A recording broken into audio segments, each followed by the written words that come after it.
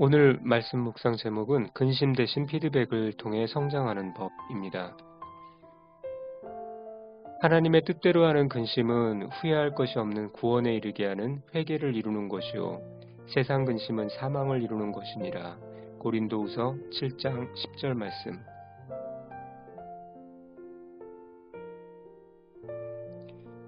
근심은 해결되지 않은 일 때문에 속을 태우거나 우울해함을 말합니다.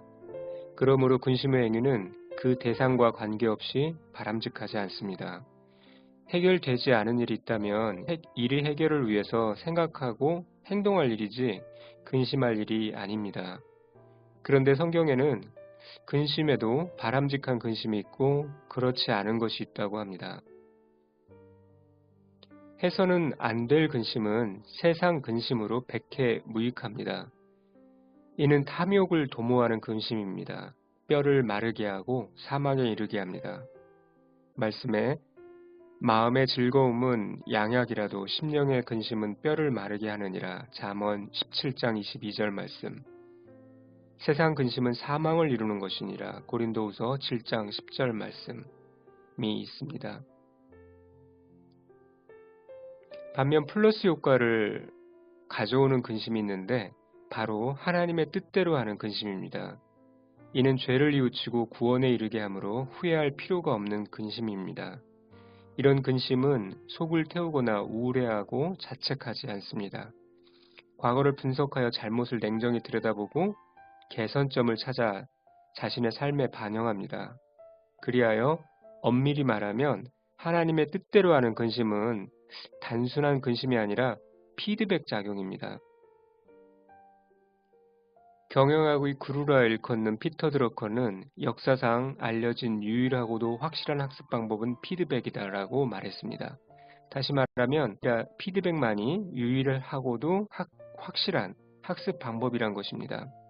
피드백의 사전적 정의는 어떤 행위의 결과가 최초의 목적에 부합되는 것인가를 확인하고 그 정보를 행위의 원천이 되는 것에 되돌려보내어서 적절한 상태가 되도록 수정을 가하는 일입니다.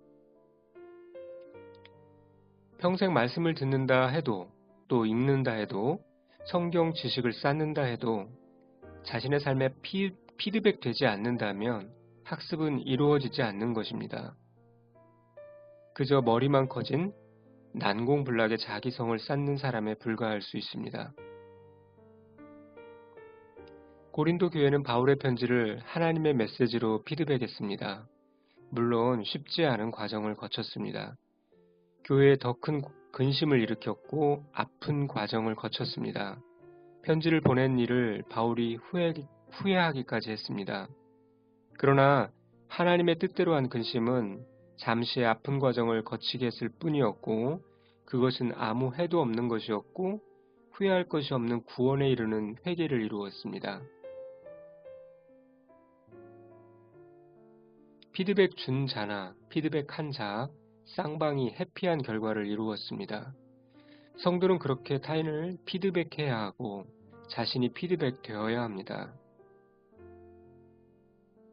주어진 삶의 영역에서 타인이 하나님의 기준으로 지속적으로 피드백할 수 있도록 돕는 자가 되어야 하고 다양한 루트를 통해 들어온 하나님의 메시지를 자신에게 끊임없이 피드백하는 자가 되어야 합니다. 그런 면에서 누구든 경영자입니다. 피터 드러커는 경영자를 이렇게 정의했습니다. 자신의 지위나 지식을 이용해 조직의 성과를 올리고 결과를 얻는 조직의 능력에 실질적인 기여를 할 책임을 가진 사람, 즉 자기 성과에 자기가 책임을 지는 사람이라고 정의했습니다. 공간적으로는 속해 있는 조직의, 부서의, 가족의 경영자입니다. 또 우리는 시간적으로는 하나님이 허락하신 자기 시간의 경영자입니다. 피드백할 때 사후 분석 기법인 AAR이 유효합니다. After Action Review입니다. 처음 기대했던 결과는 무엇인가? 실제로 어떤 결과가 발생했나? 목표 대비 발생한 결과의 차이와 원인은? 이때 five whys가 유효합니다. 무엇이 문제인가? 문제점의 원인은 무엇인가? 가장 심각한 문제점은 무엇인가? 원인이 발생한 이유는? 또 발생한 문제에 대한 생각은? 이라는 방식으로 질문을 하는 것이죠. 네 번째는 앞으로 보완, 강화해야 할 것, 하지 말아야 할 것은 무엇인가?